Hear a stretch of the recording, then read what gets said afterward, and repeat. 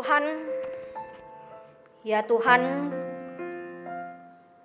terima kasih karena kami boleh punya Tuhan seperti Engkau. Ketika Engkau ada bersama dengan kami bisa merasakan ketenangan. Tuhan, saat ini ketika kami ingin mendengarkan suara-Mu lewat firman-Mu, tolong seluruh diri kami, baik pikiran kami, perasaan kami, tubuh fisik kami, supaya benar-benar bisa tenang di hadapan-Mu.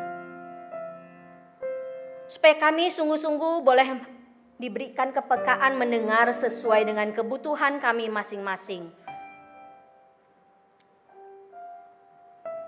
Tolong kami juga bukan hanya bisa mendengar, tapi tolong kami juga untuk bisa merasakan kehadiran-Mu. Kehadiran-Mu di tempat ini ataupun di rumah kami masing-masing bagi kami yang online. Tolong kami Tuhan. Hanya di dalam nama Tuhan Yesus kami berdoa. Amin.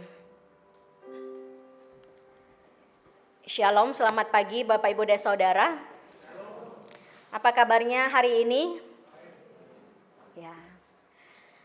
Kalau bagi kita yang baik bersyukur.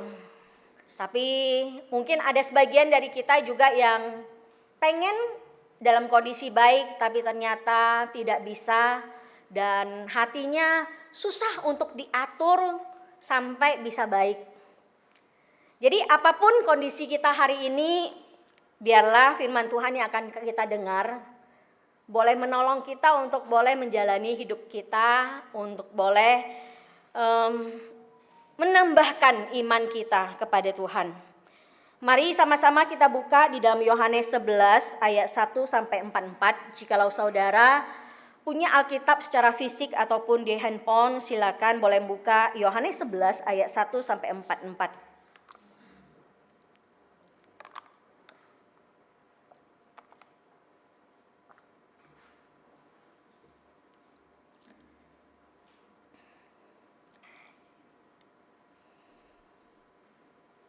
Yohanes 11 ayat 1 sampai 44.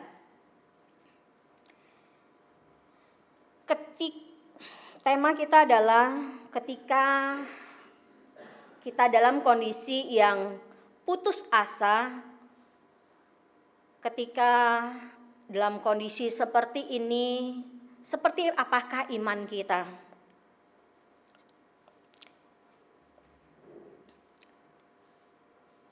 Ketika sudah mendapatkannya, mari buka dan mari lihat kepada gambar berikut ini.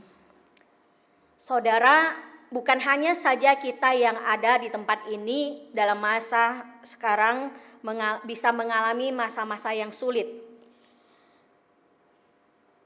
Ketika di dalam masa Tuhan Yesus menjadi manusia, ada satu keluarga yang juga mengalami masa sulit. Mungkin saudara sudah bisa menebak ini gambar siapa berdasarkan ayat Alkitab yang saudara buka ataupun berdasarkan gambar yang ada. Saudara, ketika kita dalam masa-masa yang gelap, masa-masa yang mungkin menuju ke arah yang gelap, yang suram, apa yang Tuhan inginkan untuk kita lakukan supaya kita tidak terjebak di dalam keputusasaan. Mari kita lihat bersama-sama di dalam Yohanes 11 ayat 1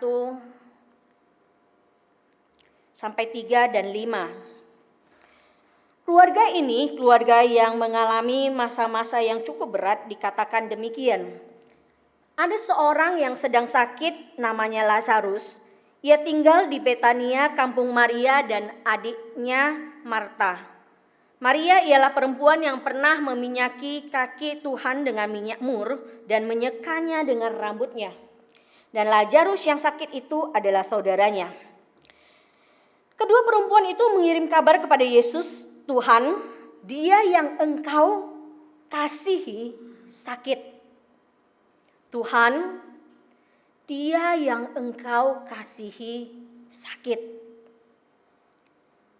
Yesus memang mengasihi Marta dan kakaknya dan Lazarus. Saudara, ketika keluarga ini mengalami masa-masa yang cukup sulit, Maria dan Marta waktu di dalam adiknya, saudara laki-lakinya Lazarus sedang sakit. Pada saat itu mereka tahu tidak ada orang yang bisa menolong mereka. Pada saat itu tidak ada satupun orang yang ada di dekat mereka yang hadir bersama dengan mereka bisa menolong mereka. Tetapi karena mereka mengenal Yesus sebagai sahabat mereka, walaupun Yesus pada saat itu tidak ada bersama-sama dengan mereka, Yesus sedang melayani di tempat yang lain, di kota yang lain. Mereka tahu pribadi Yesus sanggup untuk bisa menolong mereka.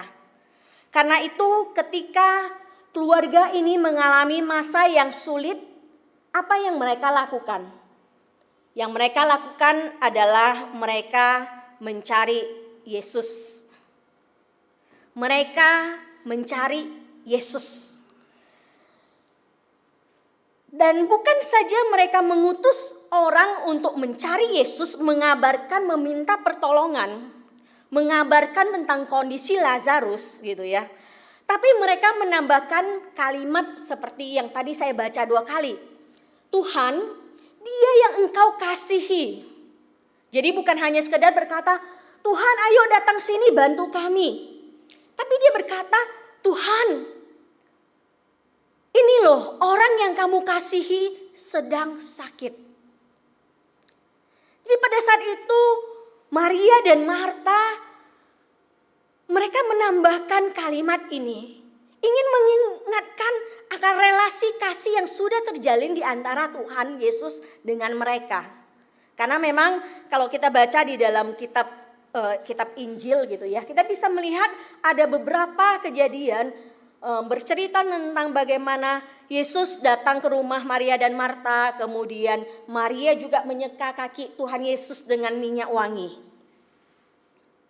Dan di situ dikatakan bukan hanya mereka sendiri yang merasa Tuhan Yesus sayang sama mereka, tapi di situ dikatakan bahwa di dalam ayat 5 Yesus memang mengasihi Marta dan kakaknya dan Lazarus. Saudara, bagi kita yang sudah percaya kepada Tuhan Yesus, apakah setiap dari kita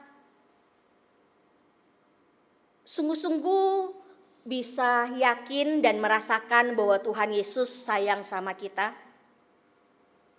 Ataukah kita hanya sekedar tahu bahwa Tuhan Yesus sayang? Kalau kita di dalam masa yang mungkin baik, ya kita bisa berkata, oh Tuhan Yesus baik. Dia sayang sama aku, Dia melancarkan pekerjaanku, karirku, keluargaku. Tapi bagaimana ketika di dalam masa sulit? Seringkali di dalam masa sulit disitulah iman kita diuji. Benarkah apa yang kita katakan bahwa oh Tuhan Yesus baik, oh Tuhan Yesus sayang aku? Apakah benar kita mempercayainya? Dan di dalam masa seperti ini Maria dan Marta, ketika mereka mempercayai Yesus sayang kepada mereka, mereka datang mencari Dia, meminta pertolongan. Apakah kita ketika dalam kondisi yang sulit ataupun punya pergumulan yang mungkin tidak terlalu sulit tapi yang biasa saja, kita datang mencari Tuhan terlebih dahulu? Ataukah orang lain yang kita cari? Karena mungkin kita berpikir, oh Tuhan sudah terlalu sibuk ngurus dunia yang begitu besar. Oh ada orang lain yang hidupnya lebih sengsara, lebih susah. Oh Tuhan Yesus butuh menolong mereka. Jadi kalau aku yang masih dalam kondisi yang cukup baik, tapi walaupun ada masalah, aku bisa handle sendiri. Saudara, pemikiran seperti ini tidaklah terlalu tepat. Tuhan tidak terlalu kecil untuk mengurus semua manusia. Sekecil apapun masalah kita, Tuhan ingin terlibat. Tuhan ingin kita datang mencari Dia. Tuhan ingin kita mengutarakan masalah kita sekecil apapun. Tapi mungkin bagi kita yang terbiasa hidup mandiri dari kecil sampai sekarang ini, dan bahkan mungkin bagi kita yang terbiasa menjadi orang yang menanggung orang lain, menjadi kepala keluarga ataupun menjadi orang yang mengurus orang lain, kita terbiasa bertindak semuanya sendirian. Sehingga mungkin bagi kita susah mengubah kebiasaan yang ada untuk mencari Tuhan ketika ada sesuatu terjadi sekecil apapun. Dan mungkin bagi kita yang terbiasa menggantungkan hidup dengan orang lain, kita terbiasa langsung mencari orang tersebut.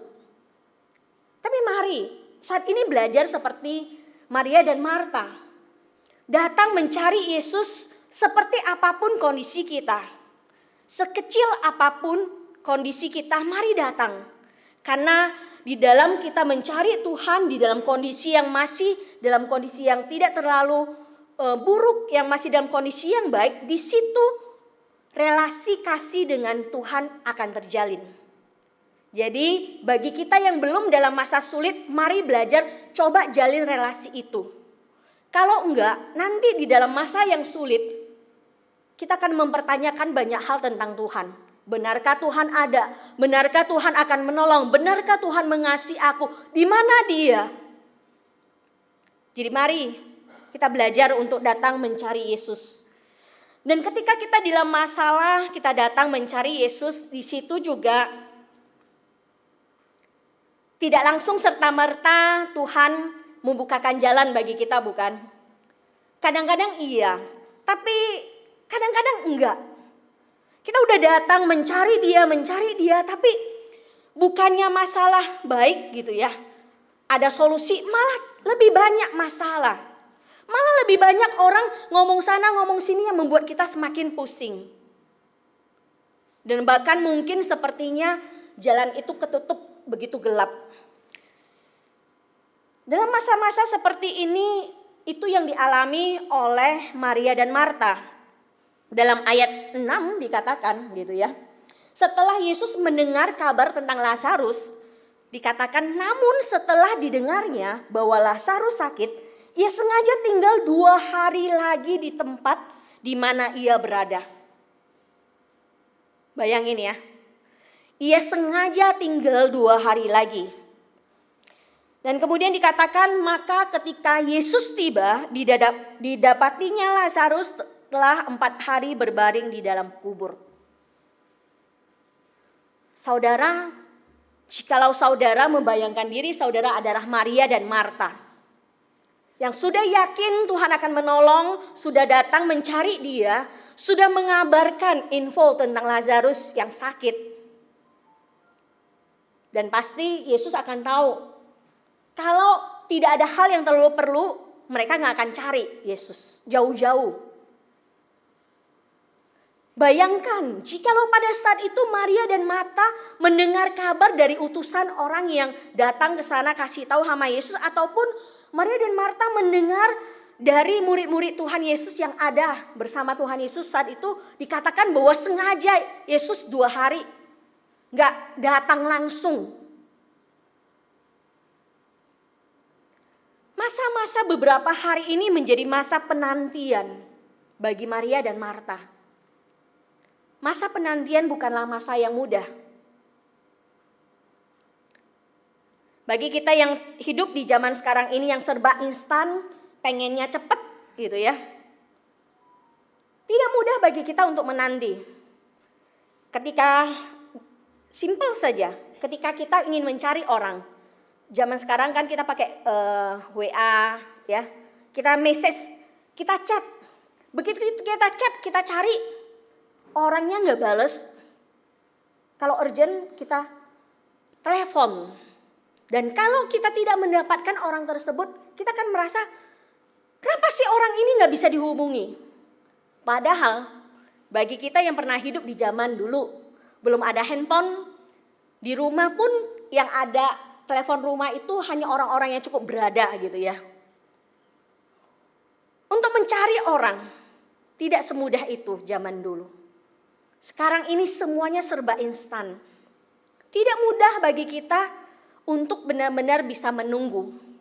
apalagi di dalam masa-masa yang cukup kelam. Maria dan Marta menunggu pertolongan dari Tuhan. Tapi menarik, Bapak, Ibu, dan Saudara, jikalau kita di dalam masa-masa yang cukup sulit, mungkin bagi kita, kalau kita punya orang-orang di sekitar kita yang bisa menopang kita, kita akan merasa lebih gampang menunggu masa-masa sulit untuk lewat. Benar? Tapi sekalipun mungkin ada orang-orang di sekitar kita, tapi kadang-kadang kita bisa merasa kita sendirian. Dan ketika di dalam masa sendirian, sangat sulit untuk benar-benar bisa menunggu, bisa melihat bagaimana Tuhan bekerja, bagaimana Tuhan menjawab masalah kita. Karena itu seringkali masa gelap, masa ketika kita merasakan hidup kita tergoncang, mengalami badai yang begitu gelap. Masa-masa gelap ini bisa menjadi masa konsolasi. Artinya masa gelap ini bisa menjadi masa kita membuat kita datang mendekat kepada Tuhan. Atau bisa menjadi masa desolasi, masa kering, masa yang sangat susah banget yang membuat kita menjauh dari Tuhan. Karena mungkin seperti yang tadi saya katakan, kita berpikir, kenapa Tuhan begitu lama Engkau turun tangan? Engkau ada di mana? Apakah Engkau sayang kepadaku? Apakah benar Engkau ada? Atau pertanyaan yang lain. Masa konsolasi dan masa desolasi, ini merupakan masa pilihan kita. Masa sulit kita tidak bisa hindari. Tapi bagaimana kita menjalaninya, itu berdasarkan pilihan kita. Tapi ketika kita yang sedang di dalam masa sulit padang gurun, sekalipun mungkin saat ini sekitar terasa kering, tapi mari lihat kepada gambar yang jauh di sana. Ada pohon-pohon tumbuhan yang hijau yang menandakan adanya harapan di sana. Dan jikalau kita memilih berjalan dengan Tuhan, melewati masa-masa gelap ini, di sana ada pengharapan yang menanti kita. Ada hal yang baik yang akan menanti kita. Di dalam masa gelap yang dialami oleh Maria dan Marta, ketika mereka mencari, mereka menunggu, dan ketika mereka menunggu, ketika Lazarus saudara mereka meninggal, di situ saya pikir bagi mereka dunia mereka runtuh. Karena orang yang mereka kasihi meninggalkan mereka selama-lamanya. Tapi menarik ketika mereka mengalami masa yang sudah berduka karena Lazarus orang yang mereka kasih meninggal. Dikatakan mereka tetap datang kepada Yesus. Mereka memilih masa-masa gelap, masa-masa sulit ini menjadi masa konsolasi bagi mereka. Menjadi masa-masa penghiburan mereka dengan mereka datang mendekat kepada Yesus. Mari kita lihat buktinya seperti apa. Dikatakan ketika Yesus datang, Marta di dalam Yohanes 11 ayat 20 dikatakan ketika Marta mendengar bahwa Yesus datang, ia pergi mendapatkannya. Tetapi Maria tinggal di rumah. Kemudian apa yang terjadi dengan Maria? Maria di dalam ayat 28 dan 29 dikatakan, dan sesudah berkata demikian ia pergi. Ia ini adalah Marta. Memanggil saudaranya Maria dan berbisik kepadanya, "Guru ada di sana dan ia memanggil engkau." Mendengar itu Maria segera bangkit lalu pergi mendapatkan Yesus. Jadi ketika mereka mengalami masa kecewa, Tuhan Yesus tidak menolong. Mereka tetap datang mendapatkan Yesus. Mereka tetap datang kepada Yesus, mendekatkan diri kepada Yesus. Apa yang mereka lakukan ketika mereka datang mencari Yesus, mendapatkan? Dikatakan adalah mereka curhat. Waktu mereka melihat, tahu Yesus datang gitu ya. Ayat 21 dikatakan, maka kata Marta kepada Yesus, Tuhan, sekiranya Engkau ada di sini, saudaraku pasti tidak mati. Kemudian bagaimana dengan Maria? Maria dikatakan demikian ayat 32. Setibanya Maria di tempat Yesus berada dan melihat dia, Maria tersungkurlah ia di depan kakinya dan berkata kepadanya. Tersungkurlah ia di depan kakinya dan berkata kepadanya, Tuhan, sekiranya Engkau ada di sini, saudaraku pasti tidak mati. Mereka datang kepada Tuhan Yesus, mereka mengucapkan kalimat yang sama. Tuhan, jikalau Engkau ada di sini, kami tidak akan merasakan kesedihan karena kehilangan orang yang kami kasihi. Tuhan, jikalau Engkau lebih cepat datang. Mungkin kira-kira mereka mau ngomong seperti itu. Saudaraku gak akan mati. Ini bukan hanya sekedar curhat, saudara. Tapi ini juga kalau kita melihat, mungkin kita bisa merasakan ada nada-nada penghakiman, nada-nada menyalahkan. Tuhan, kenapa Engkau tidak mau lebih cepat datang?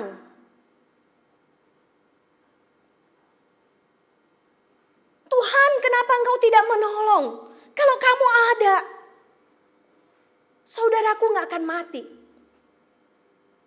Saudara bisa melihat, mereka tetap datang mencari, mendapatkan Yesus, dan mereka mengutarakan isi hati mereka kepada Tuhan. Apa yang membuat mereka berani ngomong seperti ini kepada Tuhan? Karena mereka punya relasi kasih dengan Yesus. Relasi kasih yang terjalin itu membuat mereka berani, tidak sungkan. Dan Maria dan Marta ini dua tipikal orang yang punya kepribadian yang berbeda. Kalau kita tadi udah mendengar bagaimana reaksi Marta ketika mendengar info Yesus sedang dalam perjalanan. Jadi waktu itu Yesus datang belum sampai ke rumah mereka. Yesus masih di tengah jalan, dikatakan Marta keluar mendapatkannya. Itu sesuai dengan kepribadian dia yang tipe rasional. Karena kalau kita baca di dalam Lukas 10 ayat 38 sampai 42, waktu Yesus datang ke rumah mereka gitu ya.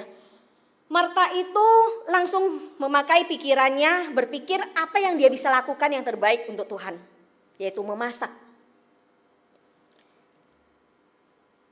Tapi bagaimana dengan Maria? Maria mungkin lebih tipe yang pakai feeling, perasaan.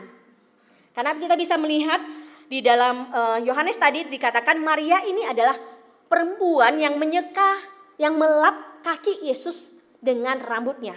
Jadi minyak wangi yang dia simpan yang sebenarnya itu untuk pernikahannya gitu ya. Yang biayanya sangat mahal, dia berikan untuk membasuh kaki. Dan bukan hanya dengan kain lap dia basuh, tapi dengan rambutnya. Jadi saudara bisa bayangkan tipe orang seperti ini adalah tipe yang mungkin benar-benar emosional gitu ya. Yang dia menyampaikan kasihnya itu dengan perlakuan, dengan satu kedekatan. Dan kita bisa melihat kalau di dalam Lukas ketika Marta mengasihi Yesus dengan melakukan sesuatu untuk dia, Maria mengasihi Yesus dengan datang duduk dekat di kaki Yesus. Dan tadi kita juga baca, waktu Maria datang kepada Yesus, dia bukan hanya sekedar datang, tapi dia sampai tersungkur juga di depan kaki Yesus. Itu bisa mengungkapkan perasaan hatinya yang sangat sedih, dia datang kepada Tuhan. Jadi mari datang kepada Yesus sebagaimana dirimu apa adanya. Siapapun kita, mau kita orang yang terbiasa hidup dengan berpikir, melakukan apa-apa banyak logikanya, ataupun kita yang tipe feeling, kalau terjadi sesuatu feelingnya bekerja duluan, dan bahkan mungkin tidak mengerti kenapa bisa merasakan seperti ini. Mungkin butuh waktu untuk merenung, kenapa ya? Jadi it's okay. Tipe orang seperti apapun kita, silakan datang kepada Tuhan. Datang sampaikan apa yang menjadi keluh kesahmu.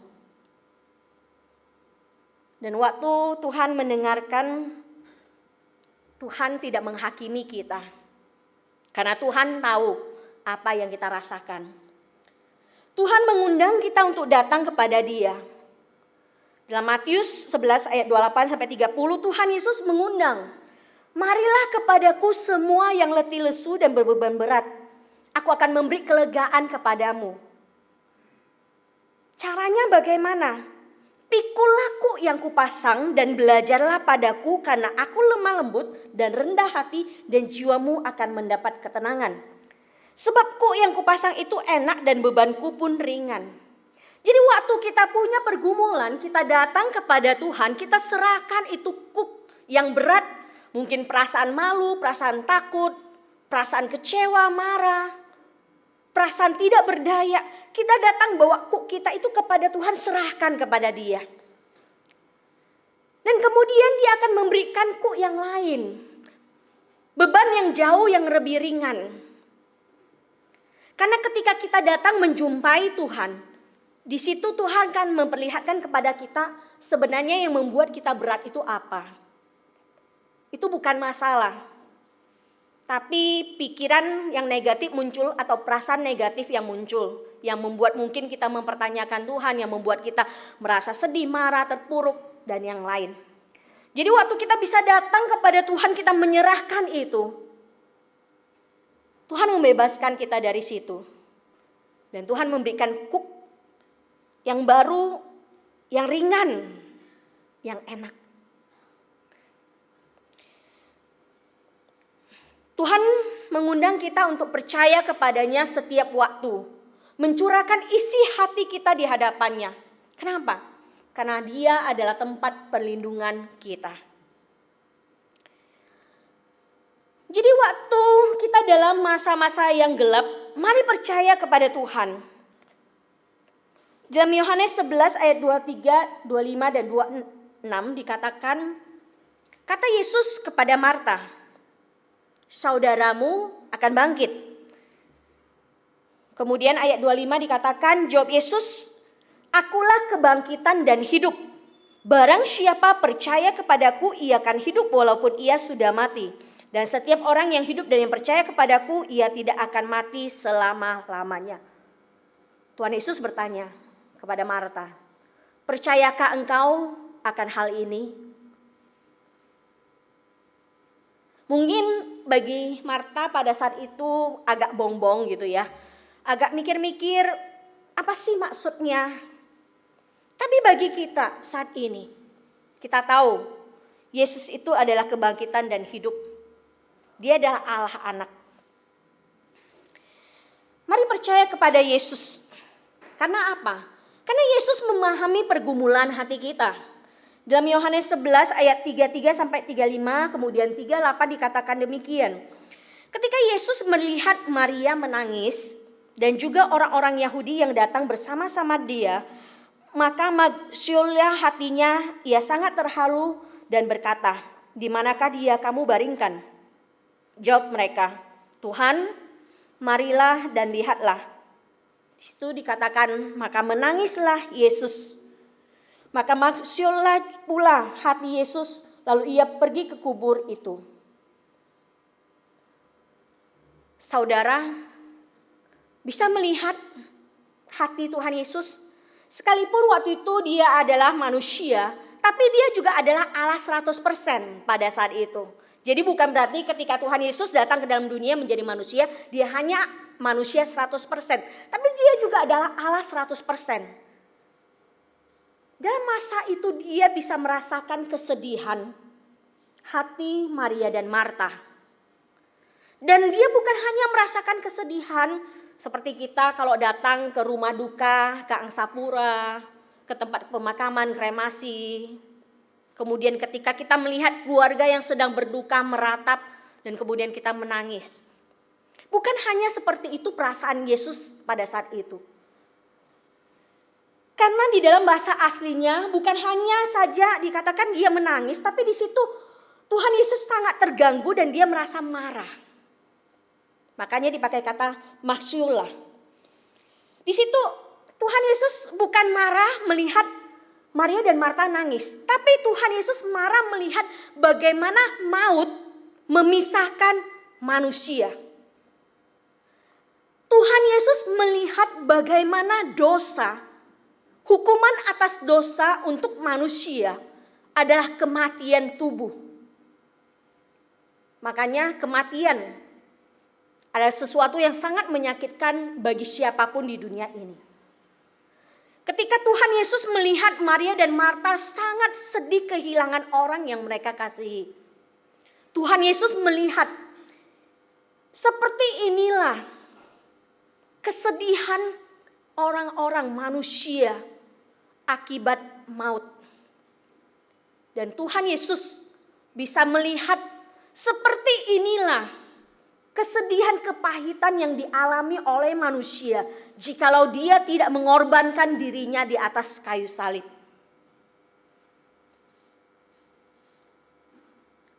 Jadi bagi kita yang percaya kepada Tuhan Yesus waktu itu datang ke dalam dunia. Dia tahu beratnya hati kita berpisah dengan orang-orang yang kita kasihi. Dan terlebih lagi, jikalau kita tidak pernah bisa selama-lamanya bertemu kembali dengan orang yang kita kasihi. Tapi bersyukur Tuhan Yesus mau datang mati di atas kayu salib. Jadi ada satu pengharapan. Sekalipun saat ini kita tidak lagi bisa ketemu ketika kita merasakan kesedihan yang luar biasa. Tapi satu kali kelak kita bisa bertemu dengan orang-orang yang kita kasihi di surga. Karena itu dia memahami perasaan pergumulan hati kita. Karena dia adalah anak Allah. Dalam ayat 41 dan 42 dikatakan, maka mereka mengangkat batu itu lalu Yesus menengadah ke atas dan berkata, Bapa, aku mengucap syukur kepadamu karena engkau telah mendengarkan aku. Aku tahu bahwa engkau selalu mendengarkan aku. Tapi karena orang banyak yang berdiri di sini mengelilingi aku mengatakannya supaya mereka percaya bahwa engkaulah yang telah mengutus aku. Pada saat itu Yesus berdoa kepada Bapa, ngomong kepada Bapa dengan bersuara. Dia bersuara kenapa? Karena orang-orang pada saat itu tidak tahu sebenarnya itu dia itu siapa.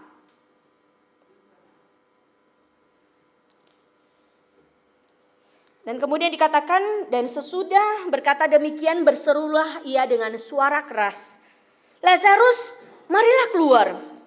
Orang yang telah mati itu datang keluar, kaki dan tangannya masih terikat dengan kain kapan dan mukanya tertutup dengan kain peluh. Kata Yesus kepada mereka, bukalah kain-kain itu dan biarkan ia pergi. Pada waktu itu Yesus berdoa dengan bersuara supaya mereka melihat siapakah dia. Dia adalah anak Allah. Jadi bagi kita yang sedang dalam kondisi yang bergumul, kita boleh datang kepada Tuhan dan perlu datang. Karena dia adalah anak Allah. Jadi bagi kita gitu ya, yang saat ini mungkin perlu tisu gitu ya. Karena walaupun muka kita menampakkan diri baik, tapi mungkin jauh di dalam hati sedang merasakan kesedihan. Mari jangan hanya sekedar cari tisu, cari cimita karena biasa dia yang sediain tisu. Tapi mari datang kepada Tuhan. Di masa ketika jalan gelap dan di depan berkabut, Kita tidak tahu di depan akan ada bahaya seperti apa, atau ombak besar yang sedang melanda.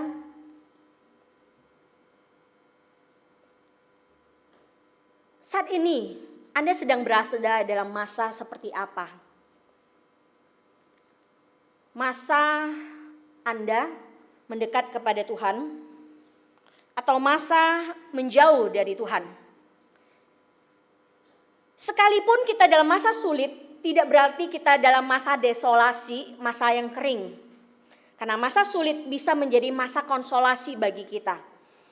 Tapi sekalipun kita dalam masa kondisi yang baik-baik saja, gak ada masalah. Yang bagi kita kayaknya kita dapat penghiburan, sukacita. Tapi ingat, masa-masa yang sepertinya konsolasi dunia, itu bisa membuat kita menjauh dari Tuhan. Membuat kita masuk ke masa desolasi, masa kering. Jikalau kita tidak waspada. Jikalau kita tidak menjalani masa-masa konsolasi bersama dengan Tuhan. Karena apa? Karena masa-masa yang senang kita terbiasa melakukan, udah happy, lupa sama Tuhan. Terus ketika dalam masa-masa gembira, masa-masa baik, ada mungkin kesombongan yang pelan-pelan muncul. Oh, aku bisa melakukan ini karena aku mampu.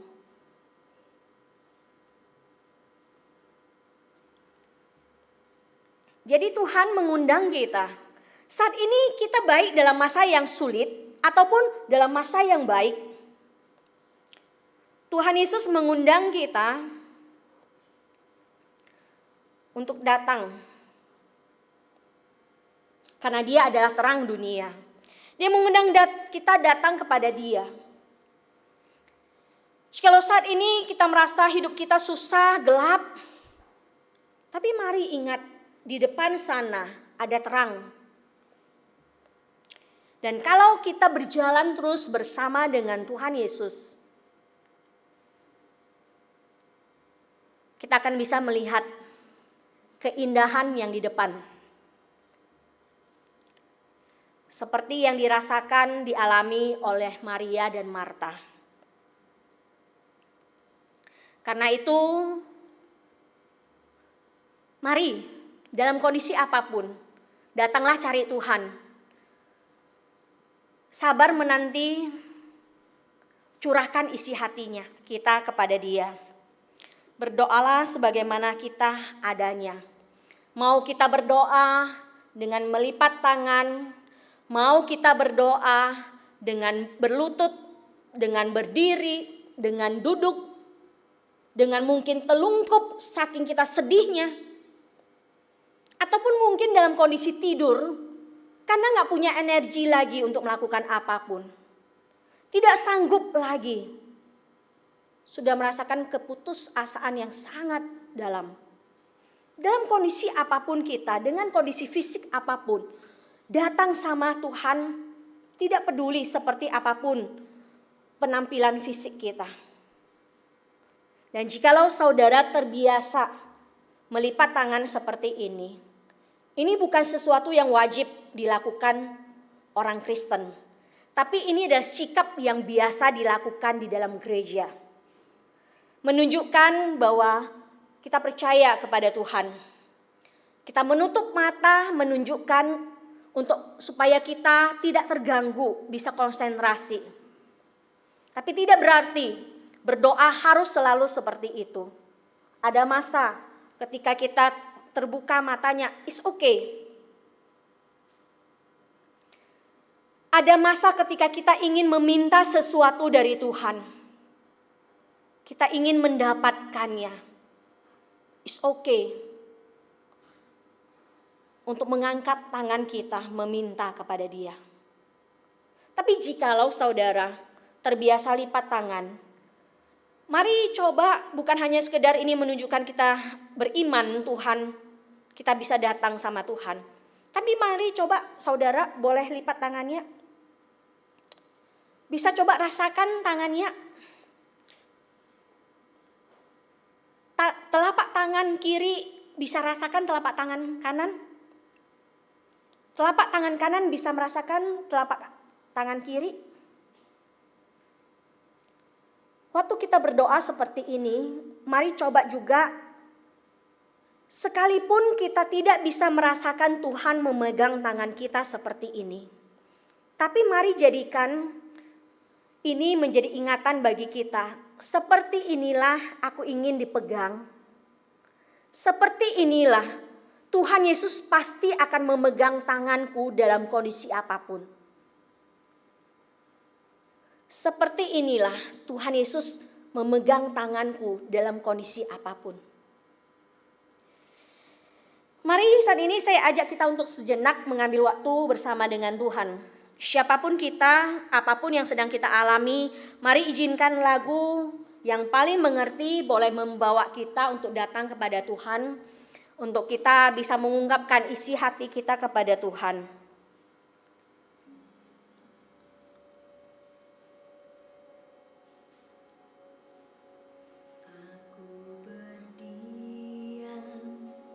Di kesunyian,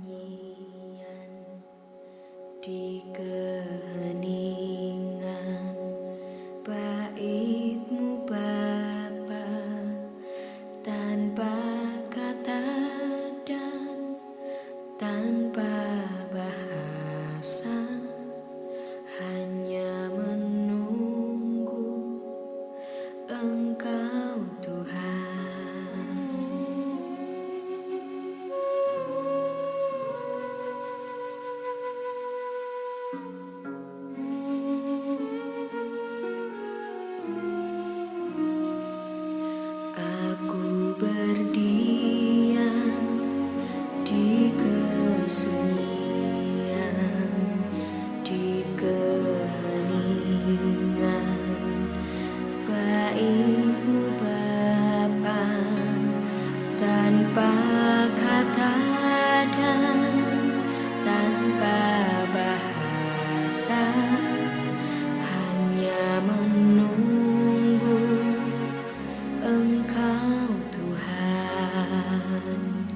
Yesus Tuhanku, Kau paling mengerti rapuh hati ini, letih jiwa ini.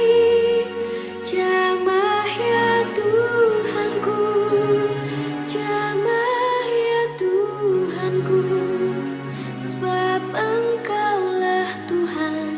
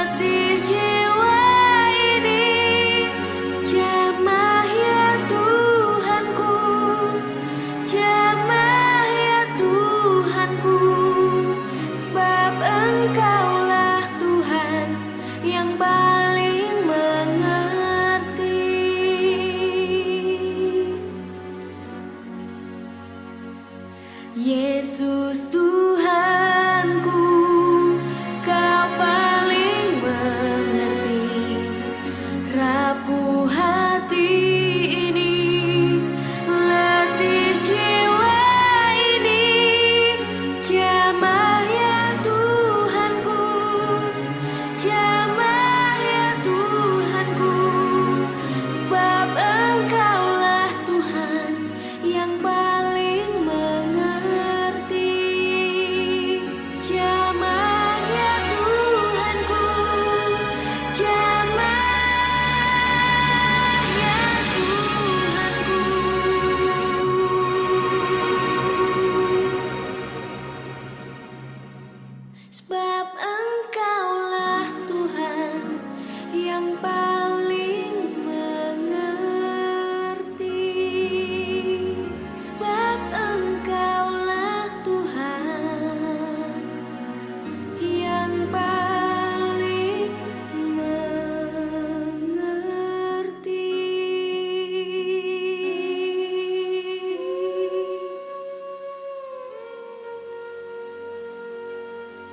Tuhan Yesus, sungguh Engkau Tuhan yang paling mengerti isi hati kami. Bahkan kadangkala kami tidak mengerti sebenarnya apa yang sedang terjadi di dalam diri kami. Ketika pikiran kami kusut, ketika perasaan kami kusut, ketika kami cuma bisa merasakan kesedihan, putus asa, ataupun ketika kami dalam masa-masa yang cukup baik, Engkau memahami hati kami. Karena itu Tuhan, tolong kami, jikalau bagi kami yang belum sampai masuk ke masa gelap, tolong kami dalam masa-masa ini untuk boleh belajar mendekatkan diri kami kepadamu. Dalam masa-masa yang cukup baik, untuk bisa menjadi masa konsolasi, menjadikan kami semakin dekat dengan Engkau, menjalaninya bersama dengan Engkau. Sehingga ketika kami sampai di dalam tahap nanti, ada masa sulit, kami bisa terus menjalaninya bersama dengan Engkau. Dan itu bukan menjadi masa suram bagi kami, tapi boleh menjadi masa konsolasi bagi kami, ataupun penghiburan bagi kami. Dan bagi kami yang saat ini sepertinya sudah tidak ada harapan. Kami tidak tahu lagi akan harus seperti apa. Seakan jalan tidak terbuka. Sekalipun mungkin kondisi kami, kalau orang lain berkata itu adalah sepele, tapi ternyata bagi kami itu cukup berat. Yang membuat kami tidak bisa datang kepadamu. Tolong hampiri kami Tuhan, tolong hampiri kami. Tolong kami untuk bisa merasakan Engkau memegang tangan kami. Supaya kami bisa meyakini bahwa ada pengharapan bagi kami. Sekalipun masa-masa ini cukup sulit secara fisik. Tapi kalau Engkau ada bersama dengan kami, kalau kami bisa merasakan Engkau, kalau kami bisa meyakini, merasakan kasih-Mu, kami bisa menjalani masa sulit ini sebagai satu masa konsolasi. Ke dalam tangan-Mu Tuhan kami serahkan diri kami, biarlah kami pulang dari tempat ini berjalan terus bersama dengan Engkau, dan kami juga bisa berjalan membawa keluarga kami, orang-orang yang dekat dengan kami, untuk berjalan bersama dengan Engkau. Hanya di dalam nama Tuhan Yesus kami berdoa dan meminta. Amin.